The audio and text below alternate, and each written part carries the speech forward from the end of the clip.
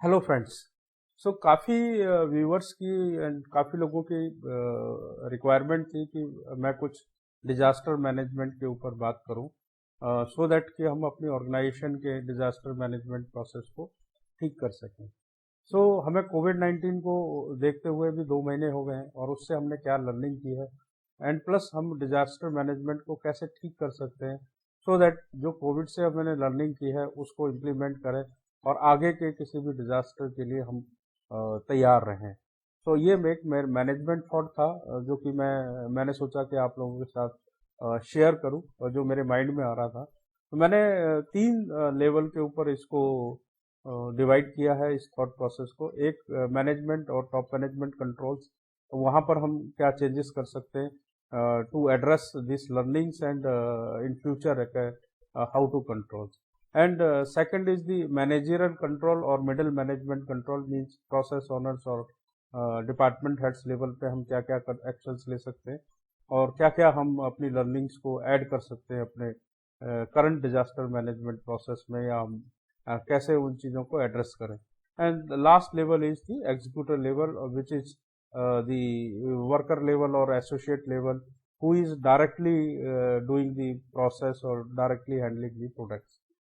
So if I talk about the management control, जब से हमें कोविड 19 आया, हम 2 महीने से लॉकडाउन में रहे, हमारे सारे फाइनेंशियल एक्टिविटीज बंद हो गई।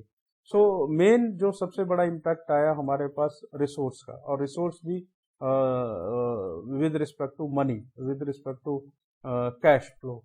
सो मेरा थॉट प्रोसेस आया कि मैं आप लोगों के साथ शेयर करूं।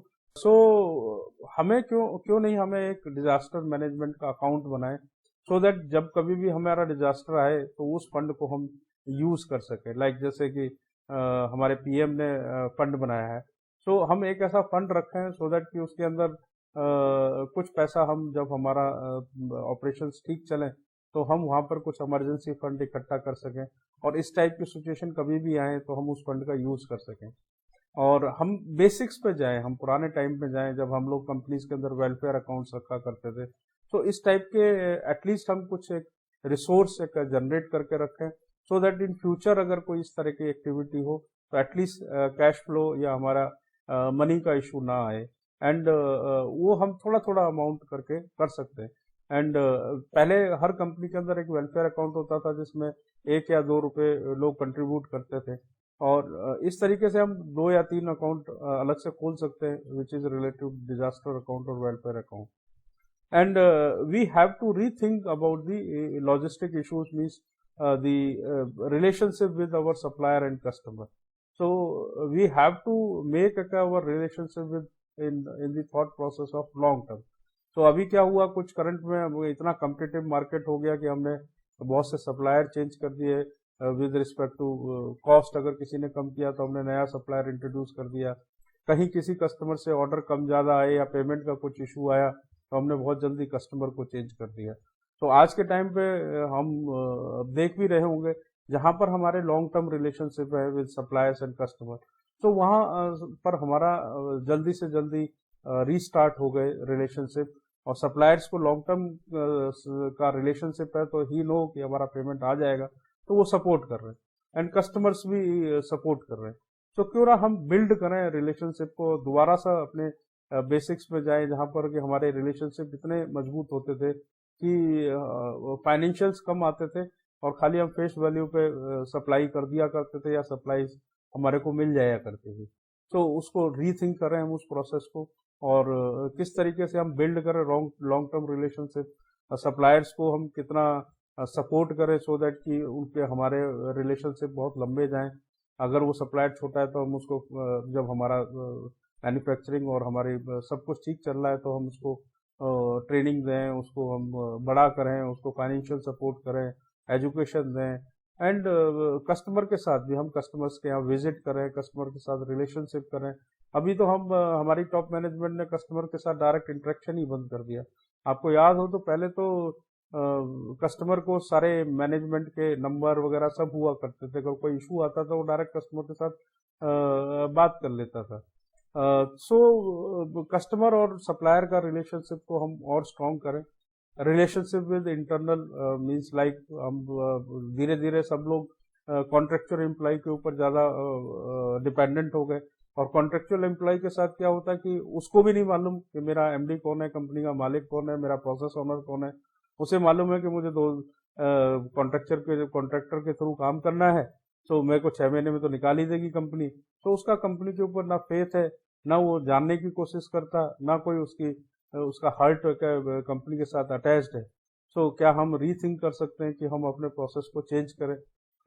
अगर हमें कॉन्ट्रेक्चुअल करना है तो मे बी एक जैसे बाहर होता है कि हम लॉन्ग टर्म कॉन्ट्रैक्ट करें 6 महीने या साल भर का, सो दैट उसको भी इंश्योरेंस रहे कि मेरे को साल 2 साल काम करना है और आपका भी रहे। सो कुछ हमें सोचना पड़ेगा। और अगर हम वर्कर के केस में करें तो क्या हमारा रेशियो रहेगा फुल टाइम का और कॉन्ट्रेक्चुअल एम्प्लॉइज का, सो दैट कि रिलेशनशिप फिर रीबिल्ड हो। एंड एक्सटर्नल टीम के साथ भी आज के टाइम पे तो रिलेशनशिप ही बहुत काम आ रही है, लीगल बॉडीज के साथ किस जगह से क्या क्या चेंजेस हो रहे हैं। जितने रिलेशनशिप अच्छे उतनी जल्दी और फास्ट हमारे पास क्रिस्टल क्लियर इंफॉर्मेशन आ रही है। और इस समय पे जब डिजास्टर के टाइम पे इंफॉर्मेशन इज वेरी इंपॉर्टेंट, क्योंकि बहुत ज्यादा डिस्ट्रक्टेड इंफॉर्मेशन आती हैं और उसके कारण हम लोग कई बार गलत डायरेक्शन में चले जाते हैं और बाद में मालूम चलता है नहीं नहीं रूल ये नहीं है, रूल ये है। सो क्या हम अपने रिलेशनशिप्स को बहुत और ज्यादा स्ट्रॉन्ग करने के बाद डायरेक्शन में काम करें, सिस्टम अप्रोच पे काम करें, क्योंकि अभी हम लोगों की आदत पड़ गई है फायर फाइटिंग। जब तक कोई प्रॉब्लम नहीं आती जब तक हम हिलते ही नहीं। तो मतलब कि हम सिस्टम के ऊपर फोकस करना भूल गए। रूल्स बनाने में विजन मिशन हमने एक बार बनाया, उसको कभी रिव्यू नहीं करना। बिजनेस प्लान हमने बनाया, हमने उसके बाद कभी ध्यान ही नहीं दिया। तो क्या हम सिस्टम ड्रिवन ऑर्गेनाइजेशन के ऊपर फोकस करें, मैन पावर डिपेंडेंसी कम हो, सिस्टम से हमें अलर्ट्स आए। सो सिस्टम अप्रोच को थोड़ा सा और हमें स्ट्रॉन्ग करना पड़ेगा। एंड स्ट्रॉन्ग बेसिक्स, अभी बेसिक्स को हम भूल गए। मॉनिटरिंग करना मैनेजमेंट ने काफी कम कर दिया। मुझे याद है जब मैंने ऑर्गेनाइजेशन में काम करता था तो हमारे मैनेजमेंट मेरा नाम भी जानती थी, जो कि मेरा डेजिग्नेशन में भी एक जूनियर इंजीनियर और इंजीनियर होगा। तो वो ऑन डेली बेसिस पे मॉनिटरिंग करते थे, आज कितनी सेल हुई, आज कितना डिस्पैच हुआ। वो मॉनिटरिंग अभी थोड़ी सी हमारी वीक हो गई है मैनेजमेंट लेवल पे। और जब हम मॉनिटरिंग जिस चीज का कम कर देते हैं तो वो हमारे कंट्रोल से बाहर चली जाती है। आप लोगों को मालूम होगा जिसका हमने मॉनिटर कर लिया वो अपने आप ही ठीक हो जाती है। सो लॉन्ग टर्म थॉट्स के ऊपर हम काम करें, हम लंबा सोचें। अभी हमारा थॉट प्रोसेस है कि यार इस महीने किसी तरीके से कस्टमर की रिक्वायरमेंट मीट हो जाए। फायर फाइटिंग आ गई, आज ही माल दो नहीं तो कस्टमर की लाइन बंद हो जाएगी, और सारी की सारी एनर्जी हमने उसके ऊपर लगा दी, और जो लॉन्ग टर्म के जो काम है वो पेंडिंग हो गए। तो ये कुछ चीजें हैं जो कि हम दोबारा से रीथिंक करें अपने सिस्टम में, so that it will help to deal with this type of scenario in future also. And if we talk about the middle management, वहां पर हम मिडिल मैनेजमेंट को तैयार करें और उनको भी इन्वॉल्व करें, नॉलेज दें कि भाई वेलफेयर अकाउंट्स में इन्वॉल्व हों, सो दैट ऐसे टाइम पे वो काम करें। इंश्योरेंस वो लोग कराएं, इंश्योरेंस को समझें, इंश्योरेंस क्यों इम्पोर्टेंट है। हम कंपनीज में तो अपने सारे एसेट्स की करा लेते हैं, बट उन्होंने क्या इंश्योरेंस कराई है, मेडिक्लेम कराया है। सो सेफ्टी से रिलेटेड, सेफ्टी फंड से रिलेटेड उनको बताएं कि इस टाइम पे अगर कुछ होता है तो आप कुछ सेफ्टी फंड्स को जनरेट करें। अभी हमारे को खाली मिडिल मैनेजमेंट ने पीपीएफ अकाउंट ने थोड़ा सा सपोर्ट किया कि उसमें से गवर्नमेंट ने कहा कि उसमें से आप विड्रॉल कर सकते हैं। सो अदरवाइज काफी लोगों को काफी दिक्कतें आई। सो इसको हम और स्ट्रेंथन करें अपने मिडिल मैनेजमेंट को, टीम वर्क एक्टिविटीज को स्ट्रॉन्ग करें विद द टीम। मेरे को याद है कि पहले हम लोग जो हेड ऑफ डिपार्टमेंट होता था, वीकली कोई ना कोई गेट टुगेदर होता था, एक एक वर्कर का मालूम होता था उसके बच्चे कितने, कहाँ पढ़ रहा है। इवन दो अपनी टीम में किसी की मैरिज है उसमें लोग जाया करते थे। तो उस चीज को फिर दोबारा से हमें स्ट्रेंथन करना पड़ेगा और उस चीजों को एक्टिविटीज को स्टार्ट करना पड़ेगा। ये बेसिक्स हैं। अगर हम जितना ज्यादा अपनी टीम के साथ रिलेशनशिप बॉन्डिंग रखेंगे तो एक सुनने की और मतलब एक कहते हैं जैसे आंखों की शर्म हो जाती है, तो वो आपकी सुनेगी आपके नीचे की टीम, और सो दैट कि वो लोग आप पे बिलीव करें। क्योंकि अभी आप देखें कि आप अपने वर्कर को रोक नहीं पा रहे हैं। वो इमिग्रेशन जो वर्कर हो रहे हैं, माइग्रेट हो रहे हैं, वो छोड़ छोड़ के अपने गांव विलेज में जा रहे हैं, उनको बिलीव ही नहीं कि कंपनी दोबारा चलेगी या हमें सपोर्ट मिलेगा या हमें दोबारा से जॉब मिलेगी। ठीक है, हम लोग अनसर्टेन है इसलिए हम उनको स्ट्रांगली नहीं बोल पा रहे, बट हमारे वर्ड्स के ऊपर भी वो बिलीव नहीं कर रहे, कुछ दिन वेट भी नहीं कर रहे। सो क्यों? क्योंकि हमने रिलेशनशिप छोड़ दिए। आज अगर मैं बात करूं कि किसी भी शॉप फ्लोर के इंजीनियर या मैनेजर से, तो शायद ही उसको अपने सारी टीम का नाम भी याद होगा, या उसके पास सारी टीम का मोबाइल नंबर भी होगा, या कोई कांटेक्ट होगा, और नीचे वाले को भी नहीं उसके साथ कोई रिलेशनशिप है, तो उसको हम दोबारा से बेसिक्स को स्ट्रॉन्ग कर सकते हैं। हम फॉलोअर्स बने, ना कि रूल मेकर्स बने। मिडिल मैनेजमेंट में सबसे बड़ी प्रॉब्लम है, कंपनी चेंजेस बहुत करी, सो वो सोचते हैं कि हमें कंपनी ने इसलिए लिया है कि मेरे को मैं उस कंपनी में काम करता था तो उस कंपनी के रूल्स मैं यहाँ पे लगाऊं। अरे कंपनी का जो सिस्टम बनता है वो लॉन्ग टर्म से बनता है, तो हमने कंपनी को ज्वाइन किया है, कंपनी ने हमें ज्वाइन नहीं किया, ये जरूर करें। तो जब भी हम कंपनी में जाएं, जो कंपनी के रूल्स हैं उनको फॉलो करें, प्रॉपर रूल्स को फॉलोअर करें, ना कि हम उन रूल्स को बोले कि ये रूल खराब है और ये रूल बहुत अच्छे हैं, और फिर हम प्रोसीजर और सिस्टम को चेंज करने में लग जाते हैं। और उससे क्या होता है कि जो ऑलरेडी सिस्टम चल रहे होते हैं वो डिस्टर्ब हो जाते हैं, एंड उसके बाद कुछ समय बाद वो फिर टीम चेंज हो जाती है, फिर वो छोड़ के चले जाते हैं, कोई दूसरा आता है फिर वो रूल को चेंज कर देता है। उससे क्या होता है कि हमारा ऑर्गेनाइजेशन का अपना सिस्टम उतना स्ट्रांग बिल्डअप नहीं हो पाता। तो उसको हम स्ट्रेंथन करें, डिसीजन कैपेबिलिटी को इंक्रीज करें। हम डिसीजन लेते ही नहीं है, तो डिसीजन लेना सीखें। हो सकता है शुरुआत में डिसीजन आप 10 ले रहे हैं तो उसमें से 8 डिसीजन गलत हो, 2 ठीक हो, तो हम अपनी उस कैपेबिलिटी को इंक्रीज करें और डिसीजन लेने में घबराएं नहीं। तो 10 में से हो सकता है कि धीरे धीरे प्रैक्टिस करते करते जो आज 2 डिसीजन सही हो रहे, हो सकता है बाद में आपके 8 डिसीजन ठीक होने स्टार्ट हो जाए। तो ये हमें इंक्रीज करना पड़ेगा। हमें याद है कि पहले जो मैनेजर या प्रोसेस ओनर थे वो तुरंत डिसीजन लिया करते थे, और जब हमारे टाइम पे हम बॉस के पास जाते थे तो साहब ये प्रॉब्लम आ रही है, तो बिना जाने उनके अपने एक्सपीरियंस के बेस पे वो बोलते थे ऐसा कर लो। सो क्या हम वो कैपेबिलिटी अब दोबारा से रिवाइव करें अपनी टीम, मिडिल मैनेजमेंट टीम के अंदर।